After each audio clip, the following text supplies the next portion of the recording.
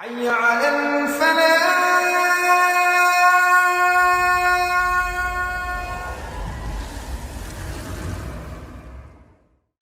الحمد لله رب العالمين. الحمد لله رب العالمين. نحمده ونستعينه ونستغفره ونؤمن به ونتوكل عليه ونعوذ بالله من شرورنا ومن سيئات أعمالنا. من يهده الله فلا مضل له ومن يضلله فلا هادي له. ونشهد أن لا إله إلا الله وأشهد أن محمدًا عبده ورسوله. وقال الله تبارك وتعالى في كلام الآخر: يا أيها الذين آمنوا قوا أنفسكم وأهليكم نارا. صدق الله العلي العظيم. وقال نبی صلی اللہ علیہ وسلم: الدین کل ادب. صدق اللہ العلی العظیم. بے شمار درود و سلام حضور علیہ الصلوۃ والسلام کی ذات مبارکہ پر کہ جن کے طفیل اللہ تبارک و تعالی نے ہم لوگوں کو ہر سال کی طرح اس سال بھی اسلامی روحانی مشن پاکستان کے زیر اہتمام ہونے والے 3 روزہ بین الاقوامی سالانہ اجتماع کی پہلی نشست میں آنے کی توفیق عطا فرمائی. اللہ رب العزت سے دعا کرتے ہیں وہ پاک ذات تا دم حیات ہم تمام کو یہاں آتے جاتے رہنے کی توفیق عطا فرمائے اور اپنا ذکر خیر فکر کے ساتھ کرتے رہنے کی توفیق عطا فرمائے. حاضرین محترم، آج اس نے جو آپ کے سامنے قرآن پاک کی آیت کریمہ تلاوت کی، اس آیت مقدسہ کے بارے میں حضرت علی رضی اللہ تعالی عنہ بیان فرماتے ہیں کہ اللہ تبارک و تعالی نے یہ آیت مبارکہ نازل فرمائی اور اس آیت مبارکہ کا مطلب یہ ہے، اس آیت کریمہ کا ترجمہ یہ ہے: یا ایھا الذین آمنوا قوا انفسکم واہلیکم نارا. آپ فرماتے ہیں اس آیت کریمہ کا مطلب ہے کہ اے ایمان والو، اپنے آپ کو اور اپنے اہل و عیال کو علم اور ادب سکھاؤ. یعنی حضرت علی فرماتے ہیں کہ اس آیت مقدسہ کا مطلب یہ ہے کہ اللہ تبارک و تعالی نے فرمایا اپنے آپ کو اور اپنے اہل و عیال کو ادب سکھاؤ. آج اس کا موضوع بھی ادب کی فضیلت کے حوالے سے ہے. یاد رکھیں، ہم ڈھیر سارا علم حاصل کر لیں، ہم ڈھیر ساری کتابیں پڑھ لیں، اگر ہمارے مزاج کے اندر، ہمارے گفتار کے اندر، ہمارے چلنے پھرنے کے اندر اگر ادب داخل نہ ہوا تو ہمارا علم حاصل کرنا بیکار ہے، ہمارا کتابیں پڑھنا بیکار ہے، ہمارا گفتگو کرنا بیکار ہے. اسی لیے حضرت علی فرماتے ہیں کہ اس آیت کریمہ کا مطلب ہے کہ اے ایمان والو، اپنے آپ کو اور اپنے اہل و عیال کو علم کے ساتھ ساتھ ادب بھی سکھاؤ. اور نبی علیہ الصلوۃ والسلام نے فرمایا الدین کل ادب، یعنی دین سارے کا سارا ادب کا نام ہے. یعنی دین، اگر کوئی شخص دین حاصل کرنا چاہتا ہے تو سب سے پہلے اس شخص کو ادب حاصل کرنا ہوگا، اس کے بعد وہ دین حاصل کر سکے گا. حاضرین محترم، یاد رکھیں، اگر کوئی شخص یہ سوچتا ہے کہ میں قرآن و حدیث کا علم حاصل کر لوں گا،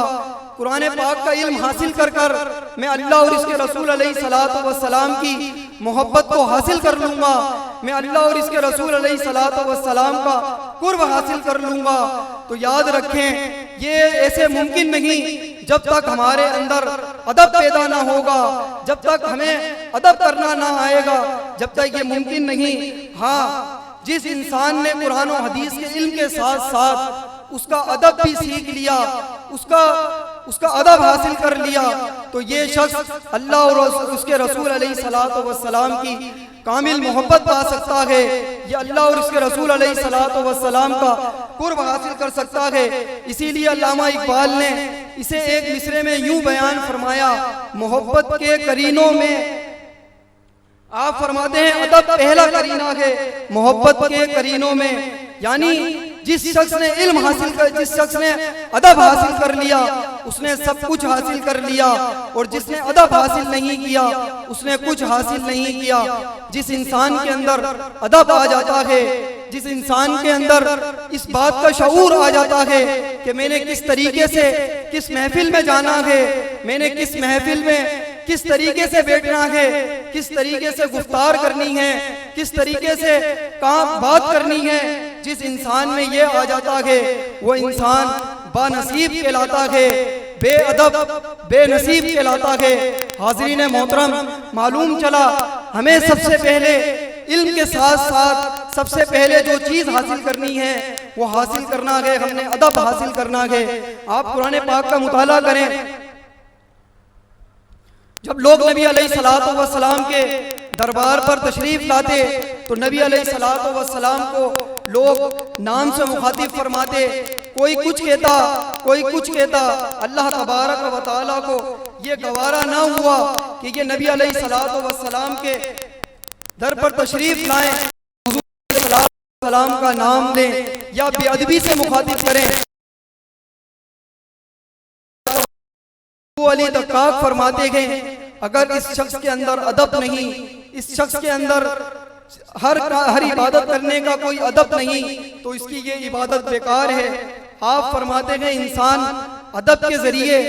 اللہ تبارک و تعالیٰ کی جنت تک پہنچتا ہے، اس سے آگے نہیں پہنچتا، اس سے آگے نہیں بڑھتا۔ آپ فرماتے ہیں علم ادب سے انسان اللہ تبارک و تعالیٰ کا قرب نصیب کر لیتا ہے، اللہ تبارک و تعالیٰ کا قرب نصیب ہو جاتا ہے۔ اسی لیے ایک اللہ تبارک و تعالیٰ کے ولی نے اپنے بیٹے کو نصیحت کی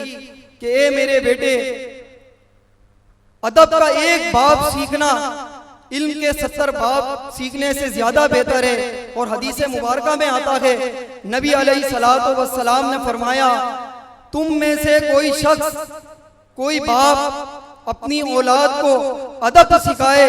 وہ اس سے زیادہ بہتر ہے کہ وہ 1 سال اللہ تبارک و تعالیٰ کی راہ میں خیرات کرے۔ جتنا ثواب اللہ تبارک و تعالیٰ خیرات کرنے والے کو عطا کرے گا اس سے کئی گنا زیادہ بہتر اور کئی گنا زیادہ ثواب اللہ تبارک و تعالیٰ اس باپ کو عطا کرے گا جس نے اپنی اولاد کو ادب سکھایا ہوگا۔ حاضرین محترم، ہمیں بھی کوشش کرنی چاہیے کہ ہم اپنے اندر زیادہ سے زیادہ ادب پیدا کریں۔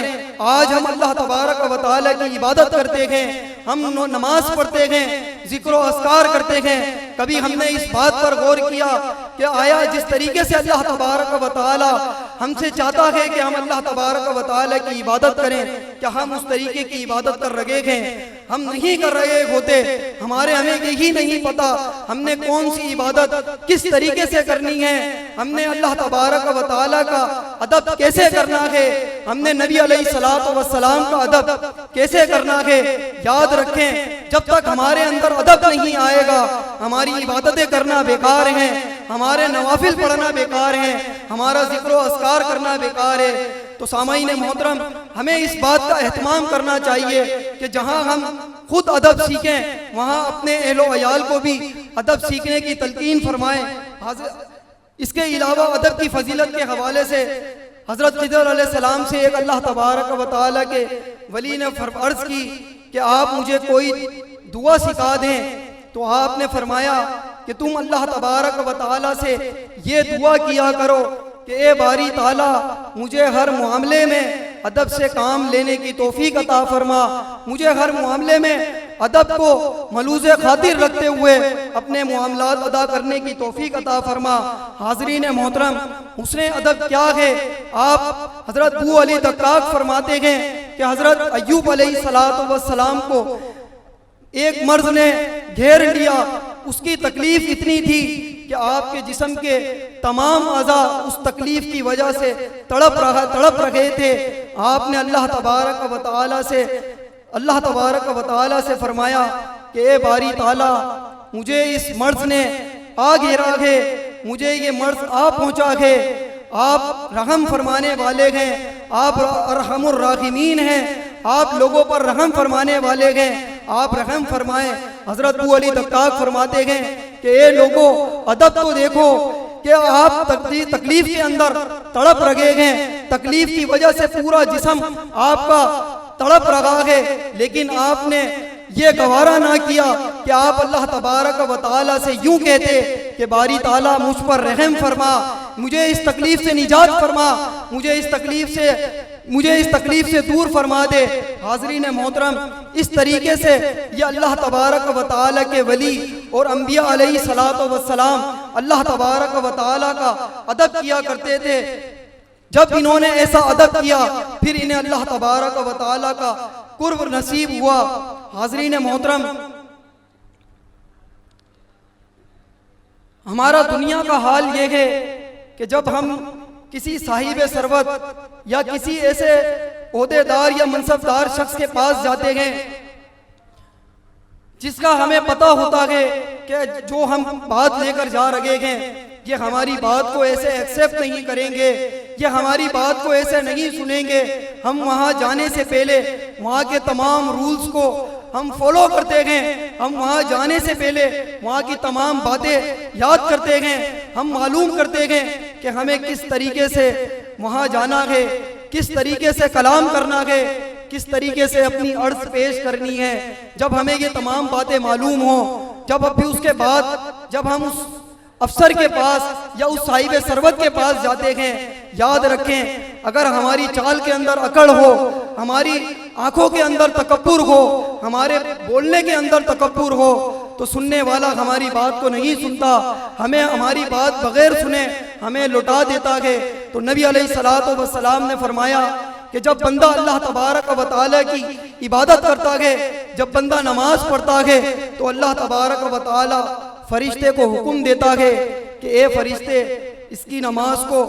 کالے کپڑے میں لپیٹ کر اس کے منہ پر دے مارو۔ سامعین محترم، ایسا کیوں ہوتا ہے؟ یہ نماز تو پڑھ رہا ہے، یہ اللہ تبارک و تعالیٰ کے فرض کی ادائیگی تو کر رہا ہے، لیکن کیا وجہ ہے کہ اللہ تبارک و تعالیٰ اس کی نماز کو اس کے منہ پر دے مار رہا ہے؟ حاضرین محترم، اس کی وجہ یہ ہے کہ وہ بے ادبی کے ساتھ نماز کو ادا کر رہا ہے۔ نماز تو وہ اللہ تبارک و تعالیٰ کی پڑھ رہا ہے، لیکن اس کے سر پر ٹوپی نہیں ہے۔ اگر اس کے سر پر ٹوپی موجود ہے تو اسے رکوع سجود کا ڈھنگ نہیں کہ میں نے اپنے رب کی بارگاہ کے اندر کیسے جھکنا ہے، میں نے اپنے رب کی بارگاہ میں سجدہ کیسے کرنا ہے، میں نے اپنے رب کی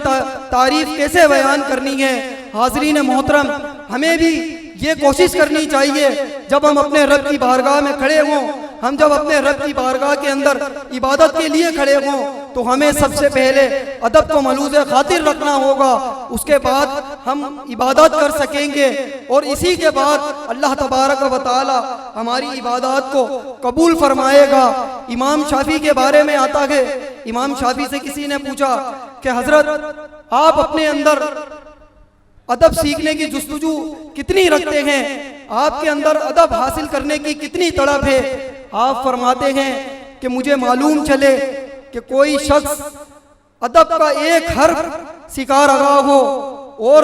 میری یہ آرزو ہو میرے سر سے لے کر پاؤں تک میرے جسم کے تمام اعضاء کان بن جائیں اور میں اس شخص کے وہ ایک ادب کا الفاظ میں اس سے وہ سن لوں، میں اتنی تڑپ رکھتا ہوں، اتنی خواہش اپنے اندر رکھتا ہوں۔ پھر آگے آپ سے امام شافعی سے پوچھا کہ آپ کے اندر آپ اس تڑپ کو اپنے اندر کیسے محسوس کرتے ہیں؟ آپ فرماتے ہیں میں ادب کی تڑپ اپنے اندر ایسے محسوس کرتا ہوں کہ جس طریقے سے کسی ماں کا بچہ گم ہو جائے اور وہ اس کی فراق میں، اس کی جدائی میں، اس کی بےتابی کے اندر جتنا تڑپتی ہے اور کچھ مدت کے بعد وہ بچہ جب اسے مل جاتا ہے اسے جتنی زیادہ خوشی ہوتی ہے اس سے کئی گنا زیادہ خوشی مجھے ادب حاصل کرنے میں ہوتی ہے۔ حاضرین محترم، ادب کا مل جانا یہ اللہ تبارک و تعالیٰ کی نعمتوں میں سے ایک بہت بڑی نعمت ہے کہ جس کے اندر ادب آ جاتا ہے اللہ تبارک و تعالیٰ اسے سب کچھ عطا کر دیتا ہے۔ ہمارے درمیان ہمارے سامنے جیتی جاتی مثال ہمارے مرشد کریم کی ہے۔ آپ نے نہ کسی یونیورسٹی سے پڑھا، آپ نے نہ مدرسوں سے علم حاصل کیا، آپ نے فقط کیا تو صرف اتنا کیا، اپنے مرشد کا ادب کیا، آپ اپنے مرشد کی بارگاہ کے اندر ادب کے ساتھ بیٹھتے تھے، آپ بیجا بات نہیں کیا کرتے تھے اور کوئی ایسا کام نہیں کرتے تھے جو بے ادبی کے اندر شمار ہوتا ہو۔ آپ دیکھ لیں اللہ تبارک و تعالی نے ادب کی وجہ سے اللہ مرشد کریم کو دین کے اندر بھی نوازا، دنیا کے اندر بھی نوازا۔ حاضرین محترم، ہمیں بھی اب اس بات کی کوشش کرنی ہے کہ ہمیں سب سے پہلے ادب حاصل کرنا ہے۔ ادب کے بغیر ہم کامل نہیں ہو سکتے، ہم اللہ نبی علیہ الصلوۃ والسلام کا قرب حاصل نہیں کر سکتے۔ حاضرین محترم، ہمیں کوشش کرنی چاہیے کہ ہم زیادہ سے زیادہ ادب حاصل کر لیں۔ اگر ہم نے ادب حاصل کر لیا تو یقین جانیں ہم نے سب کچھ حاصل کر لیا، اور اگر ہم نے ادب حاصل نہیں کیا، ہم نے لاکھ کتابیں پڑھی ہوں، لاکھ ڈگریاں حاصل کی ہوں، ہماری یہ ڈگریاں حاصل کر لینا کسی کام نہ آئیں گی۔ یاد رکھیں، ہماری زبان، ہمارے چہرے سے اس بات کا پتہ نہیں لگتا کہ ہم نے کتنا پڑھا ہوا ہے، ہم نے کتنا علم حاصل کیا ہوا ہے، ہمارے پاس کون کون سی ڈگری موجود ہے۔ پتہ چلتا ہے تو صرف انسان کی زبان سے پتہ چلتا ہے۔ جب انسان گفتگو کرنا شروع کرتا ہے، جب انسان بولنا اسٹارٹ کرتا ہے، جب انسان کسی کے سامنے کلام کرنا اسٹارٹ کرتا ہے تو معلوم ہوتا ہے کہ یہ شخص پڑھا لکھا ہے، اس شخص نے علم حاصل کیا ہے، یہ شخص باشعور اپنے اندر شعور رکھتا ہے۔ حاضرین محترم، ہمیں اس نشست سے اس بات کو اپنے اندر راسخ کرنا ہوگا کہ جہاں ہم دنیا کے تمام تر علوم حاصل کرنے کی اپنے اندر جستجو رکھتے ہیں، وہاں ہم دوسری طرف ادب حاصل کرنے کی بھی تڑپ، اس کی بھی جستجو اپنے اندر پیدا کریں۔ اسی میں ہماری کامیابی اور کامرانی ہے۔ اللہ تبارک و تعالی سے دعا کرتے ہیں وہ پاک ذات ہم تمام کو ادب حاصل کرنے کی توفیق عطا فرمائے اور ادب کے ساتھ ساتھ دین متین کی تعلیمات پر عمل کرنے کی توفیق عطا فرمائے۔ وآخر دعوانا ان الحمدللہ رب العالمین۔ أما بنعمة ربك فحدث۔ صدق الله